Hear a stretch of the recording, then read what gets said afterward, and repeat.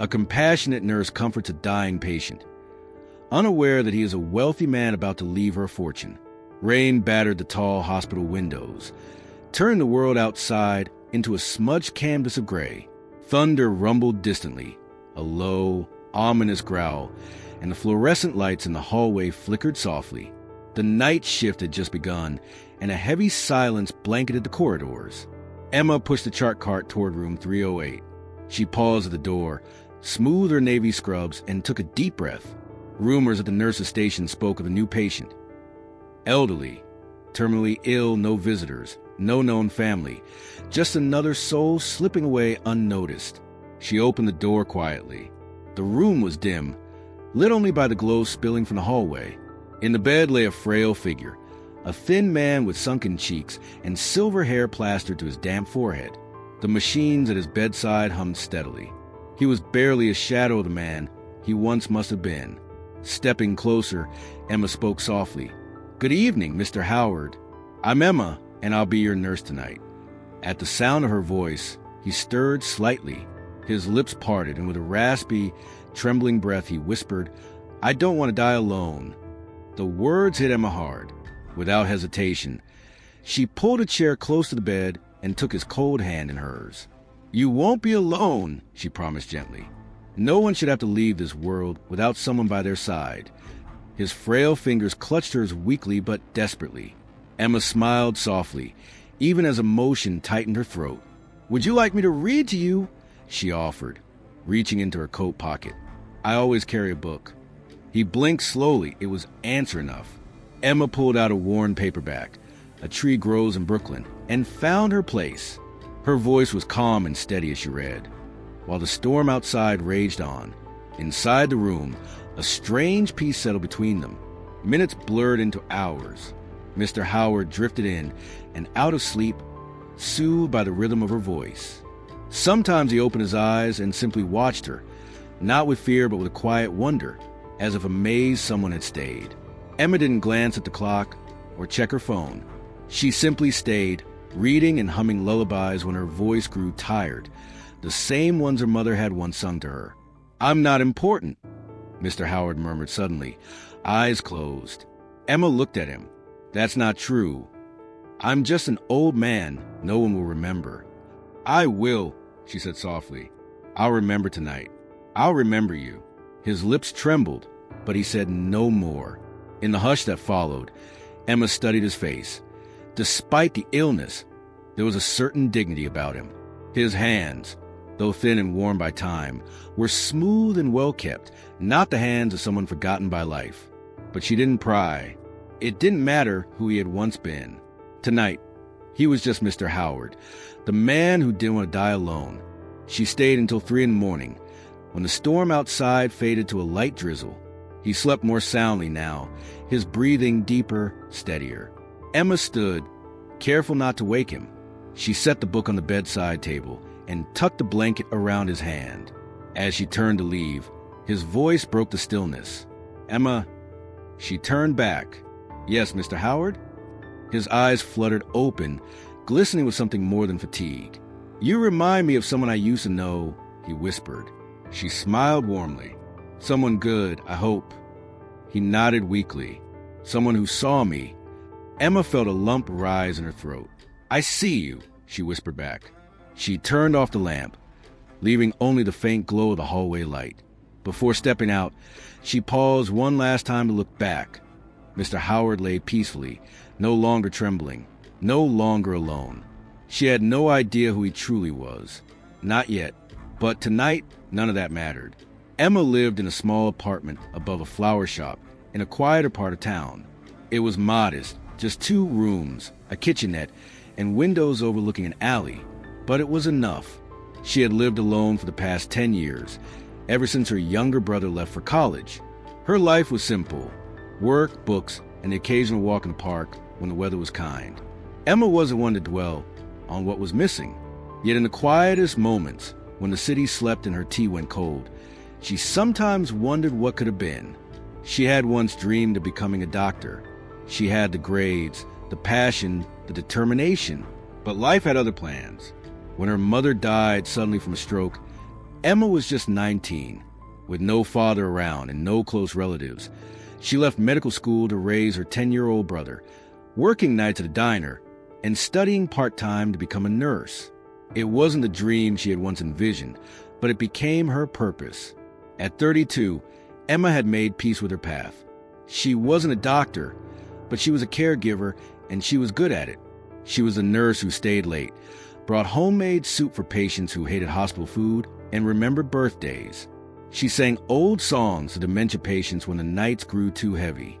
Every patient mattered to her, because once, someone had cared for her mother that way, too. But some patients lingered in her heart longer than others. Mr. Howard was one of them. Something about his quiet sadness haunted her. He rarely spoke unless spoken to, and even then, his words were careful, guarded. But his eyes, they carried the weight of a lifetime. Emma found herself checking on him more than necessary, not out of duty, but instinct. One evening, after her shift, she brought him a slice of banana bread from the cafeteria. "You didn't eat much today," she said softly, setting it on his tray. Mr. Howard looked at the bread, then at her. "You don't have to do this." Emma smiled. "I know." He studied her face, as if searching for something. Then, hesitantly, he took a bite. The room settled into a quiet rhythm, punctuated only by the gentle tapping of rain against the window. "You work too much," he said suddenly. Emma laughed. "That's what my brother says, too." "You have a brother?" She nodded. "He's the reason I'm here. I was supposed to be a doctor, but when our mom died, someone had to raise him." Something flickered in Mr. Howard's eyes. Recognition, maybe, or something deeper. "You gave up your dream." Emma shrugged. "Not really. I just changed it. Now, I help people in a different way. That still counts, right?" He didn't answer right away. He just stared out at the rain, lost in thought. Then his voice cracked. "You remind me of someone." Emma looked at him, surprised by the sudden wave of emotion. "Someone I lost," he continued, his eyes brimming with tears. "She was kind, like you. She always saw more than what people let on. She had a heart that made you want to be better." Emma sat down beside his bed, gently placing her hand over his frail fingers. "What happened to her?" she asked softly. But Mr. Howard didn't answer. He just gave a sad, faraway smile, his eyes clouded with old memories. Emma didn't push. She recognized grief when she saw it. In that moment, she understood. Mr. Howard wasn't just sick. He was broken, wounded in a place no medicine could ever reach. She squeezed his hand tenderly. "She must have been very special," Emma whispered. "She was everything," he murmured. And then, exhausted by the weight of memory, he closed his eyes. Emma stayed at his side long after his breathing had calmed, her own heart heavy with unanswered questions. Who had this man been before the hospital bed? What had he lost? Why did it feel like he was still waiting for something or someone? She didn't know it yet, but the answers were already making their way toward her. The days at the hospital passed as they always did. The hum of machines, the muted conversations, the scent of disinfectant and clean linen blending into monotony. But for Emma, the time she spent each night in room 308 began to feel different, more real, more human. Every evening after her rounds, she brought Mr. Howard a small offering. A slice of honeyed toast, a homemade muffin from the nurse's lounge, a thermos of chamomile tea she claimed would help him sleep. One night, she even brought her old portable speaker, softly playing Chopin and Debussy until his eyelids fluttered closed. Some nights, Emma told him stories about her childhood, about her brother, now working in community health, or about sneaking into university library to read medical books she couldn't afford. Other nights, they sat in easy silence, the kind that didn't beg to be filled. Over time, Mr. Howard began to change. The guardedness in him eased. The sorrow never truly left, but it dulled, became less sharp. He started asking Emma questions, small ones, about her favorite books, her thoughts on kindness, even why she never wore makeup despite, as he said, having a face made for it. Emma would laugh and brush off the compliments, but inside, she felt something new take root, a quiet bond, fragile yet deeply sincere. One rainy night, as the world outside the hospital blurred into silver streaks, Mr. Howard broke their usual quiet. "I wasn't always like this," he said, staring at the ceiling. "Weak. Alone." Emma, sitting beside him with a cup of tea, turned toward him softly. "I don't think you're weak," she said. He smiled faintly. "You're kind to say that. But the truth is, once I had everything, or thought I did." Emma waited, letting him continue on his own terms. "There was a girl," he said after a moment. "Claire. We met in college. She loved art and wind chimes and hated anything to do with business. She used to laugh at how obsessed I was with stocks and spreadsheets." His voice wavered, the memory both a comfort and a wound. "I wanted to give her the world," he said, "but I got lost chasing it instead." Emma leaned closer. "What happened?" she asked. "I'd built an empire," he said bitterly, "and I lost her." He paused, his breath catching. "She waited for me.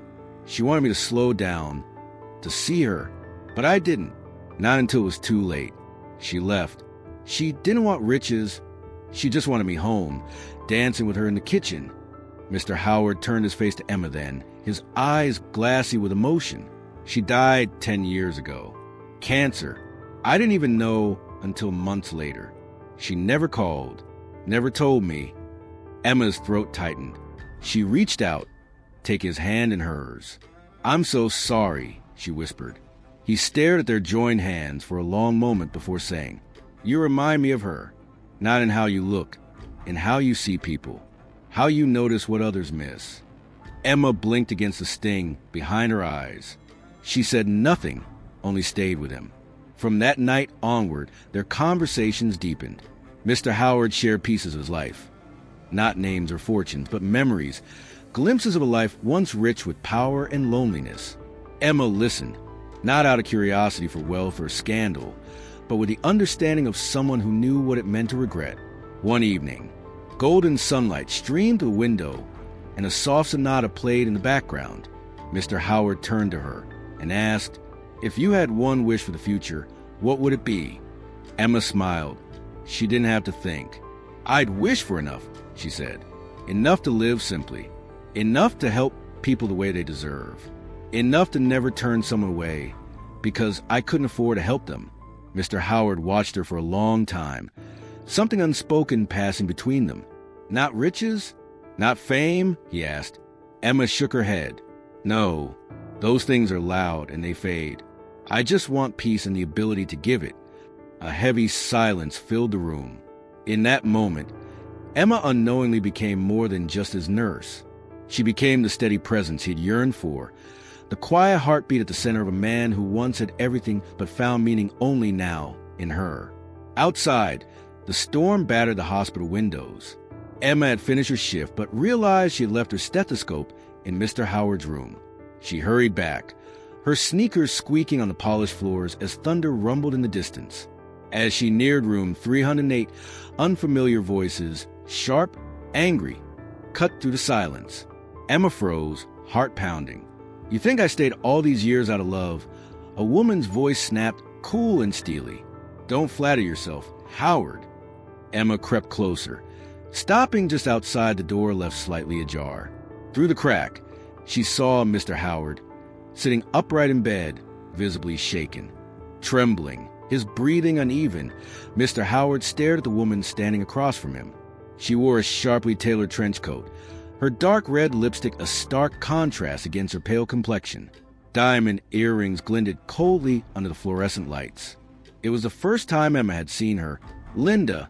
Mr. Howard's voice cracked with exhaustion and pain. "Please, Linda, not now." "Oh, it's exactly now," she snapped, tossing a thick folder onto the bedside table. "Sign the papers.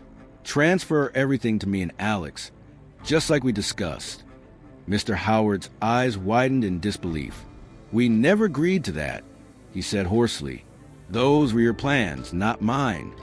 Linda crossed her arms, her voice low and venomous. "Do you want to die alone, Howard?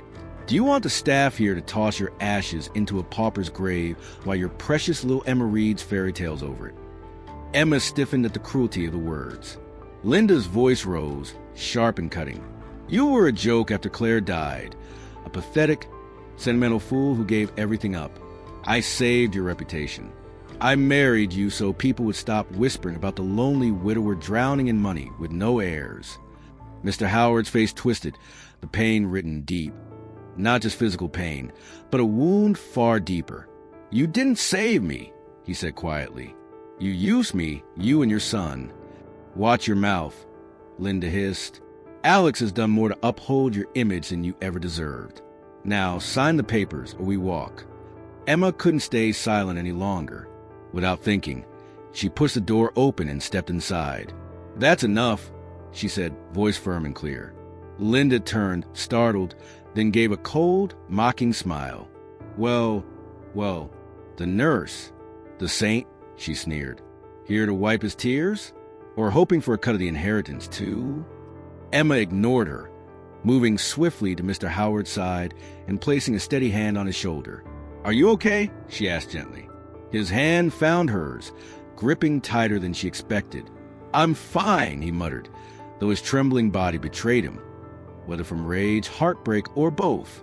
Emma turned to Linda, her voice calm but resolute. You need to leave. Now. Linda narrowed her eyes. You think you can order me around? She spat. I'm his wife, she added viciously, and you're just a nurse. This is a hospital, Emma replied evenly, and he is a patient. Your behavior is abusive and threatening. If you don't leave, I'll report you to administration and to security if needed. For a moment, the air hung heavy and still. Then, with a snarl, Linda stepped closer, her voice a dangerous whisper. You have no idea what you're getting yourself into, little girl. Emma didn't flinch. I know enough. Now leave. Linda's eyes darted between Emma and Mr. Howard. For the briefest second, something that looked like fear flickered across her face. Then, with a burst of rage, she slapped Mr. Howard hard across the face. The crack of the impact echoed loudly through the room. Without hesitation, Emma moved, stepping between them, fierce and protective. Get out, she said, her voice shaking not with fear, but with fury. If you come near him again, I will call the police. Linda's massive arrogance faltered.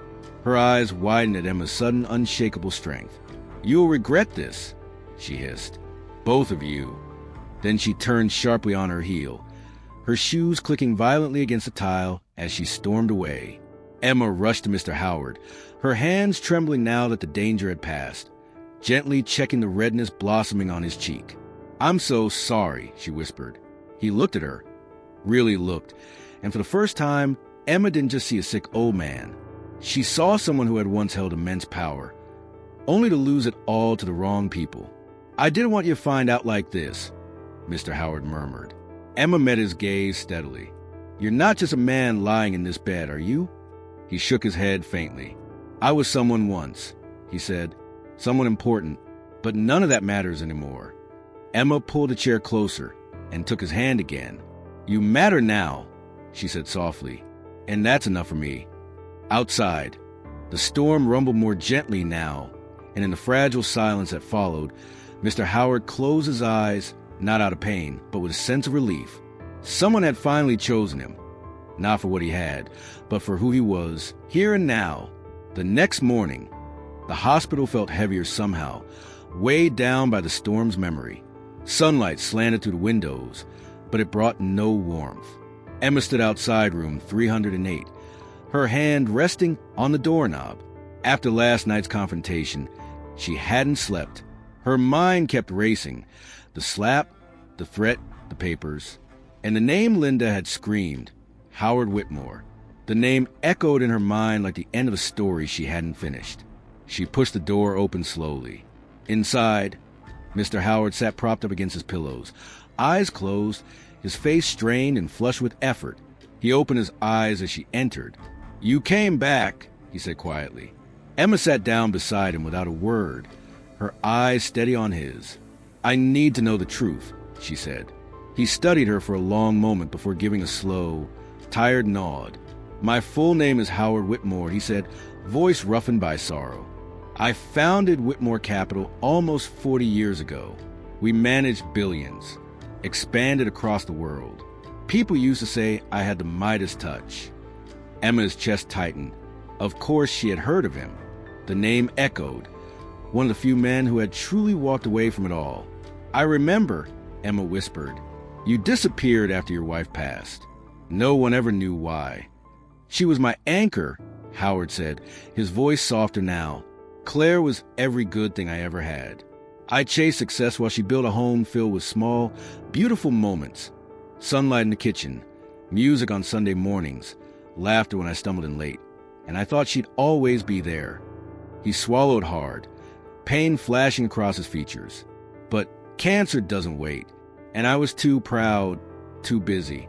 She left this world while I was still sitting in a boardroom." Emma's throat tightened painfully. She couldn't even imagine carrying that kind of regret. "I try to go back to it all," Howard continued, voice weighed down with memory. "Kept building, kept pushing, trying to stay numb. But the numbers stopped meaning anything. The offices felt cold. So I walked away, sold the company, gave most of the charities Claire loved, and disappeared, leaving only my name behind." "And Linda?" Emma asked gently. "I met her at a gala for one of the charities," Howard said, looking away. "She was charismatic, said all the right things. I thought maybe I could start again. I was so tired of being alone." He shook his head. "But she never loved me. She tolerated me, played the part when it mattered. When no one was watching, she turned away. Her son was no different, a leech in an expensive suit." Emma blinked back tears she couldn't quite hold back. "You had everything, but no one real," she whispered. Howard turned toward her, his eyes heavy but clear. "Until now," he said simply. Emma didn't trust her voice to speak. Instead, she simply reached for his hand and held it tightly. "I don't want anything from you," she whispered. "I just want you to be seen, and to know you're not alone." For a long moment, they said nothing. Only the machines beside them hummed quietly, filling the room with a steady comfort. Then Howard reached the nightstand and pulled out a small, plain envelope. His hand trembled slightly, not from weakness, but with a deep sense of finality. "Take this," he said. "It's my new will. I had it drawn up months ago, when I realized how bad things had gotten with Linda. Back then, I didn't know who I could trust. I only knew it couldn't be them." Emma stared at the envelope, frozen. "I can't," she started to say. "You can," he insisted. "You must. Don't open it. Not yet. But if anything happens to me, it's yours to present. It's signed, witnessed, and registered. All it needs now is someone I trust." Emma's voice cracked. "Why me?" Howard gave a small, broken smile. "Because you're the first person who saw me for who I am, not what I've lost. Because you brought me toast and tea and music. Because you made me feel human again." Her hand shaking, Emma pressed the envelope to her chest. "I'll keep it safe," she promised softly. "But I hope I'll never need to open it." Howard smiled, not the polished smile of a businessman, nor the guarded one a man used to betrayal, but something real, something tender. "You've already given me more than money ever could," he said. Emma stayed with him for the rest of the day, and when she left that night, the envelope was tucked deep inside her coat, right next to her heart. She didn't know exactly what it contained, but she knew she would guard it with everything she had, just as she would protect the man who had trusted her with his final hope. The peace after Emma's promise didn't last. 3 days later, Linda and Alex stormed into the hospital, uninvited, unannounced, and wholly unwelcome. Draped in sleek black coats and hiding behind designer sunglasses, they strutted through the lobby like they owned it. Emma spotted them from a nurse's station and immediately knew they had discovered the existence of the new will. Instead of confronting Mr. Howard directly, they tried to manipulate the hospital staff. Emma overheard them cornering Carly, another nurse, spinning lies about missing paperwork and urgent family business. Emma acted fast, pulling Carly aside. "They're lying," she warned. "Don't give them anything." That night, Emma scanned the will and sent a copy to Mr. Howard's private lawyer. She also made a notarized duplicate, hiding it in her locker under a false name. Still, sleep eluded her. The next day, a man in a gray suit appeared at the hospital, claiming to be a legal advisor. He demanded access to Howard's files, trying to intimidate the front desk. Emma stepped up. "You're not authorized," she said firmly. "Leave." He left, but the threat wasn't over. Later, Linda returned, alone. She found Emma in the hallway, on her way to Mr. Howard's room. "Funny," Linda hissed. "What a nurse will do for a fortune." "I'm not after his money," Emma said steadily. "No," Linda sneered, stepping closer. "Just his trust, his signature." "He's not a prize," Emma replied calmly. Without warning, Linda lunged, grabbing at Emma's coat. Emma stumbled back, clutching the envelope tightly against her chest as Linda shoved her hard into the wall, clawing for it. "Hey, what's going on?" Carly's voice rang out. A security guard rushed over behind her. "Step back, ma'am," he ordered. Linda adjusted her coat, scoffing dismissively. "She tripped," she said coolly. But Emma, still on the floor, said loud and clear, "She assaulted me and tried to steal legal documents from a dying man." Police arrived within minutes. Emma handed over the scanned will, email records, and recordings of threats Linda had made. The hospital launched an immediate investigation. Soon after, Mr. Howard's lawyer revealed more evidence: bank records, real estate files, proof of financial abuse by Linda and Alex stretching far beyond Howard himself. They had conned other elderly victims, laundered money, and forged signatures. It all crumbled quickly. Linda was arrested on the spot. Alex was picked up later that night. Emma didn't celebrate. She just felt a quiet, aching relief. Later that night, she returned to Mr. Howard's room. He was asleep, breathing steadily. She sat by his side, holding his hand, whispering, "They can't hurt you anymore." He stirred slightly and smiled in his sleep. The morning Mr. Howard passed away was unlike any other. Emma arrived at the hospital before sunrise, coffee in hand, heart heavy but calm. She didn't know why she felt the urge to come so early.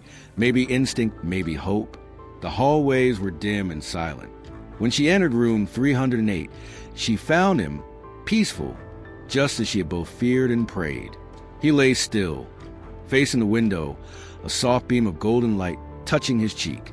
One hand rested gently on his chest. The other was curled open on the bed, still warm. Emma set down her things and knelt beside him, reaching out to hold his hand. His chest rose once more, and then no more. Tears slid silently down her cheeks. She had promised to stay until the very end, and she had kept that promise. Hours later, she was called into a small conference room. Inside sat Mr. Whitmore's attorney, a kind-eyed man in a neat gray suit. He greeted her with a nod and opened a manila folder. As per Mr. Whitmore's final wishes, he said gently, "This is the reading and execution of his will. You are the primary beneficiary." Emma blinked in shock. "What?" The lawyer slid the document across the table toward her. "Howard Whitmore left everything he owned, his personal estate, cash, property investments, and company shares, to you," the lawyer said. Emma shook her head in disbelief. "No, that's not possible. I didn't." "You didn't ask for anything," the lawyer said gently. "That's exactly why he chose you."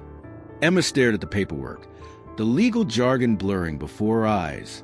The figures meant nothing compared to the memory of Howard smiling over tea, his voice low as he spoke of love and loss. "There's more," the attorney added. He also set aside $5 million to establish the Howard Foundation, an organization dedicated to providing end-of-life care and housing support for elderly patients with no family or financial means. Emma pressed a hand over her mouth, overwhelmed. Words failed her. The lawyer smiled kindly. "He wanted you to lead it, if you're willing." "I don't know how to run a foundation," she whispered. "Mr. Whitmore believed you'd figure it out. He said you had something rarer than experience, heart." By the end of the day, the news broke, but it wasn't Emma making headlines first. Linda Whitmore and her son, Alex, were formally charged with multiple counts of fraud, elder financial abuse, and conspiracy. Investigations uncovered years of deceit, manipulation, and forgery tied to numerous elderly victims. Their carefully constructed reputations collapsed in a matter of hours. When the media turned its focus toward the new heir of the Whitmore fortune, they were met with silence. Emma refused interviews, declined photo shoots, and stayed by Mr. Whitmore's side until he was respectfully taken away. She held the envelope he'd given her until the ink on the will dried, and then she began quietly, thoughtfully, planning the foundation that would carry his name forward. It was never about the money for Emma. It was about honoring a legacy almost lost to lies. It was about making sure no one else left this world feeling invisible. Mr. Howard had once told her she reminded him of someone he had loved, but in the end, he had loved her, too, in a way that transcended time, words, and circumstance. He had given her more than wealth. He had given her trust, purpose, and a second chance at a meaningful life. And Emma had given him the greatest gift in return, a peaceful goodbye. Emma Whitmore. The name soon appeared in headlines, on news tickers, in magazines and talk shows. They called it a modern fairy tale, a miracle. But Emma didn't feel like a fairy tale heroine. She still rose at 6 a.m., laced up her worn sneakers, and walked through the hospital doors where she had spent the past decade caring for those the world often forgot. She didn't quit. She didn't vanish into luxury. Because for Emma, none of it had ever been about fortune. Howard Whitmore had given her something priceless, his faith. And to her, that was more than enough. 6 months after his passing, the Howard Foundation opened. Not in a skyscraper, but in a simple brick building just 5 blocks from a hospital.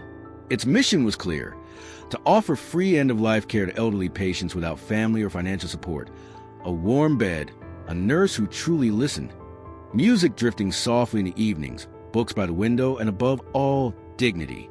Emma worked there every afternoon after her hospital shifts.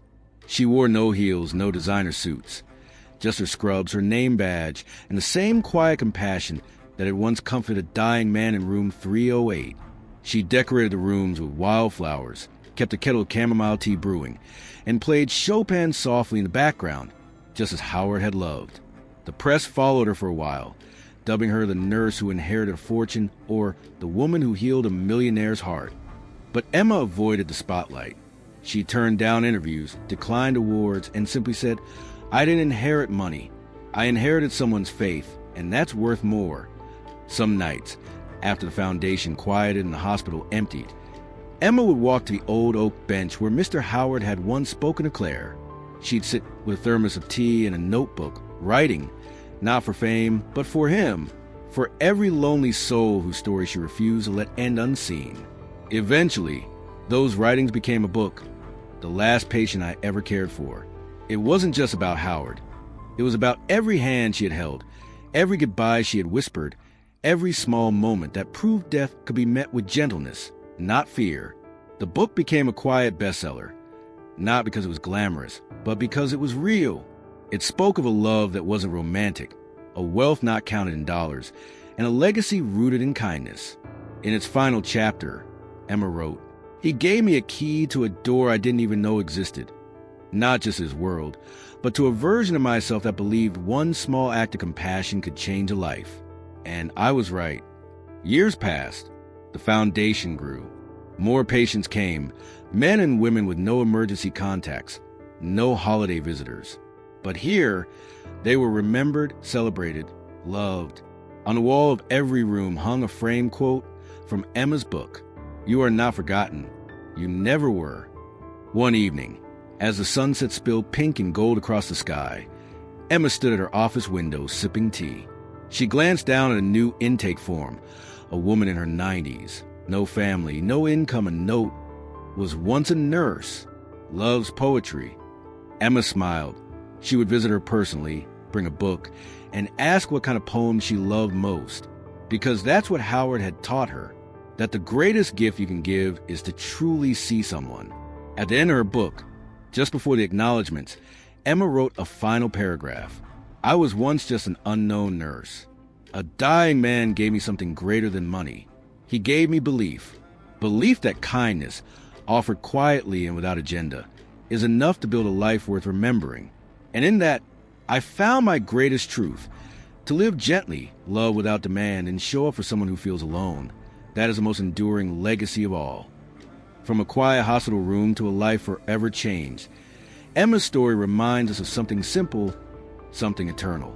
Kindness, freely given, echoes louder than wealth. And sometimes, the greatest inheritance isn't property or gold. It's the trust of a heart that's been seen, heard, and loved